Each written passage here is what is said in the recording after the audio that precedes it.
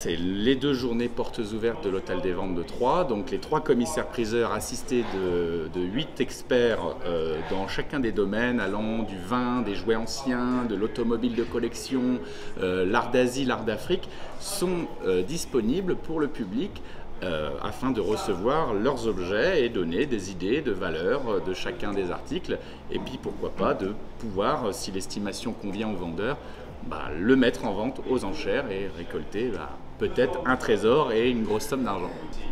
132 nous sommes. Pas mieux, je les ai jugés à 132, un prix très précis. Ils sont ravissants ces assiettes. Je juge une fois, 2 fois, 3 fois 132. Et adjugé pour vous à 132. On a 2 cas concrets de notre métier, dans le cadre de nos missions, de découverte. Voilà, 2 objets qui étaient destinés à être jetés à la poubelle. Premier exemple, ce miroir. Miroir en plastique, en résine, avec inclusion de morceaux de verre. Si on le regarde de plus près, ce miroir est signé au dos d'une femme artiste qui s'appelait Line Vautrin.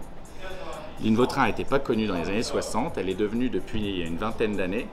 Et donc, ce miroir, bon, malheureusement en mauvais état, car retrouvé dans un grenier sous les fientes de pigeons, clairement, je l'ai retrouvé comme ça posé négligemment sur un carton vers ce miroir, dont la valeur quand même est estimée autour de 10 000 à 15 000 euros, parce que cette femme artiste est très recherchée et est très cotée. Et donc ces productions valent beaucoup d'argent. Et le second objet qui a été découvert cette fois-ci dans une cave d'une maison, c'est toujours dans les pièces finalement, c'est pas forcément dans les pièces de vie d'une maison qu'on fait les plus belles découvertes, c'est toujours dans les pièces dans lesquelles on va dire on met les articles au rebut qu'on fait des belles découvertes. Ce pied de lampe en céramique avec une forme tout à fait particulière attire l'œil. Le réflexe du commissaire-priseur, c'est d'aller chercher la signature et les petites traces, les petites marques.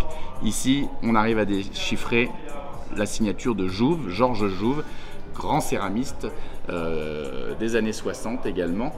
Et cette pièce, si on n'a pas l'idée d'aller ou la curiosité d'aller chercher la signature, on peut tout à fait se dire bon, drôle de forme, pas d'utilité, je jette ou je vends comme ça sur le vide-grenier sans savoir ce que c'est. C'est une pièce qui vaut entre 4 000 et 8 000 euros.